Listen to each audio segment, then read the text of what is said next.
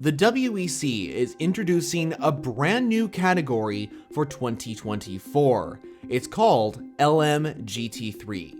This class will become the primary GT racing category within the championship. For this video, I talk about regulations, entries, the future racing, and more. This is LMGT3 Explained. LMGT3 is the WEC's answer to the future of GT racing at the 24 Hours of Le Mans and other big endurance races. This category is the replacement to the previous GT classes of the WEC, known as LMGT Pro and LMGT Am. Both of those classes used a set of regulations known as Grand Touring Endurance, otherwise known as GTE. The brand new category will switch from GTE regulations to GT3 regulations from 2024 onward. So cars such as the beautiful Porsche 911 RSR will not be on the grid for 2024. Instead, brand new cars using the GT3 regulations will make their debut in the WEC next season. If we go back through the years, GT action has always been an integral part of endurance racing, especially at the big event, the 24 Hours of Le Mans. There were the classic days of the GT1 regulations when manufacturers such as Corvette and Aston Martin battled for supremacy. Later came the introduction of the LMGTE regulations, which provided some of the best GT racing we have ever seen. An example of this was the consistent fight of multiple different cars at the 24 Hours of Le Mans in 2019. The fact is, GT racing is essential to the continuation of endurance racing, including Le Mans. And now we come to a brand new era of Le Mans and the WEC, LMGT3. I now want to focus on the technical specifications of the GT3 cars and the difference between the GTE entries. I'll begin by telling you a simple introduction to the GTE regulations. GTE cars are faster and more expensive than GT3 entries. Even though the GTE cars are based upon the road car variants, they aren't identical. It's not like the manufacturer picked up that production vehicle and put it straight into racing.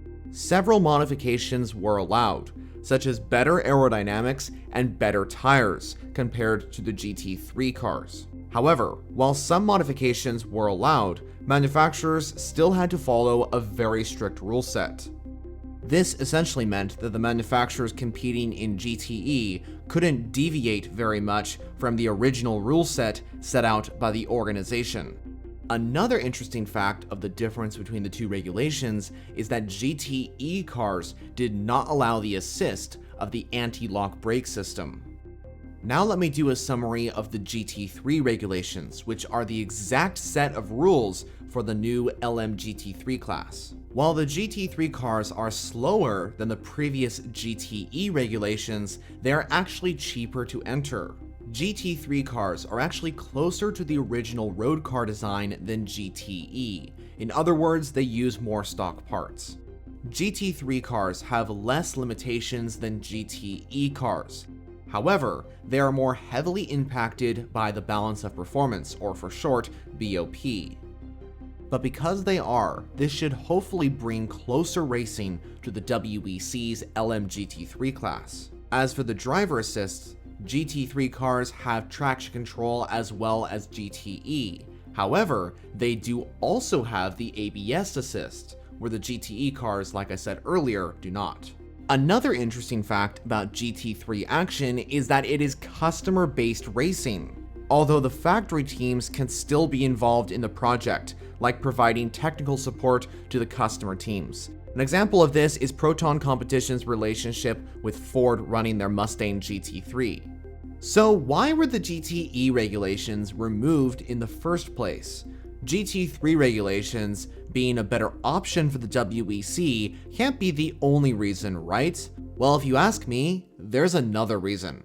There's no denying it, LMGTE was a pretty big success. The racing was very exciting, but eventually the downward spiral began. It became very expensive to consistently run programs with the GTE regulations. Some manufacturers even decided to pull out factory run efforts, such as Ford, BMW, and Aston Martin. But then there was also the factor of the new hypercar regulations of LMH and LMDH. This ultimately switched the majority of manufacturers' attention to prototype racing.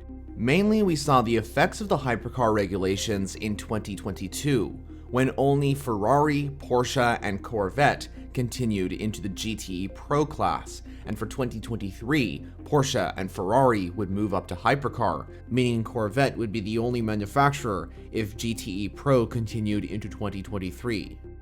Obviously, there was need for a change within the WEC, and that's exactly what we got with the introduction of the GT3 regulations, which would give the opportunity to customer teams to run the manufacturer's entries, provide closer racing, an easier way of entering, and so much more. So I've already explained the technical specifications of GT3 and briefly gone into the history up until this point. But now you may be wondering, how do we know this category could be a success within the WEC? Well, I think the entry list for LMGT3 speaks for itself, but I want to focus first on a different championship because we can see that IMSA's WeatherTech Sports Car Championship has adapted these new GT3 regulations and it has worked very well. IMSA has already gone through the transfer stage from GTE to GT3. IMSA introduced the regulations in 2016 within the GTD class, and later in 2022, these regulations were brought in to the GTD Pro class. In my opinion, the switch to GT3 for IMSA was a total success. The racing was just absolutely incredible from then onward. And we can see this positive effect on IMSA within the 2024 entry list, with 35 GT3 cars on the grid, including 11 manufacturers. So as I've just proven, the switch has been a success over in IMSA, and I think we're going to see a very similar effect over in the WEC when they activate the new LMGT3 category. Okay, let me tell you about the entry list. For the inaugural season of the LMGT3 class, 9 manufacturers will be on the grid. And the really interesting fact is, there are more manufacturers in the first year of LMGT3 than the entire prime years of LMGTE. So for 2024, the entries include Porsche and their 911 GT3R. Manthey Racing will be running the operation. Then there's BMW and their M4 GT3. Belgian squad WRT Racing will be running the entries alongside their participation in the hypercar category. Next is Aston Martin and the brand new Vantage GT3. Heart of Racing and D-Station will be running the entries. Ford is returning with the all-new Mustang GT3. German team Proton Competition is running the Fords next season. British manufacturer McLaren is making their debut in the WEC, but McLaren cars will make a return to the 24 Hours of Le Mans, and this is a place that McLaren has won before, back in 1995 when a McLaren F1 GTR took overall victory. In 2024, they will bring the 720S GT3, with United Autosports running the operation. Corvette will return with the Z06 GT3. The team will be TF Sport. Then there's Lexus. They are making their debut in the World Endurance Championship with the RCF GT3. A Codis ASP team will be running the entries. Ferrari will enter with the 296 GT3, and alongside their participation in Hypercar, AF Corsa will run the GT3 entries. And finally, Italian manufacturer Lamborghini will enter the Huracan GT3 Evo 2. Iron Lynx and Iron Dames will run the cars. Those are a lot of manufacturers that have entered for the first season of the LMGT3 class. And in fact, it actually could have been more. Both Mercedes and Audi were interested in joining LMGT3, but unfortunately the manufacturers were denied an entry for the full season in 2024, and to be honest, it's disappointing to not see them on the grid, considering that Audi and Mercedes are both prestigious brands, have history at winning the 24 Hours of Le Mans overall, and have teams to run fast GT3 cars in the new GT3 category. But now, according to some sources, both German manufacturers are targeting 2025, so hopefully we see Mercedes and Audi join the LMGT3 class with full-time entries.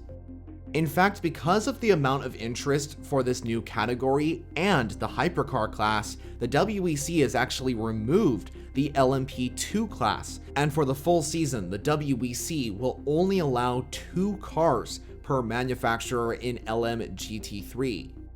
And take a look at this entry list. We have 18 entries confirmed for the 2024 season. And there are a lot of successful teams on this grid, including Manthey Racing, Proton Competition, AF Corsa, WRT Racing, and the list goes on from there. And besides manufacturers and teams interested in this LMGT3 class, so are the drivers. Some of the driver lineups haven't been confirmed just yet, so there's more exciting talent on the way. But in fact, there are already some familiar names on the grid. Some of these racers include Augusto Farfus, Jose Mario Lopez, Daniel Juncadella, and a driver I'm sure a lot of people will be cheering for, MotoGP champion Valentino Rossi, who will be making his full-time WEC debut with WRT BMW. I think this was a great move by the WEC to switch to GT3 regulations.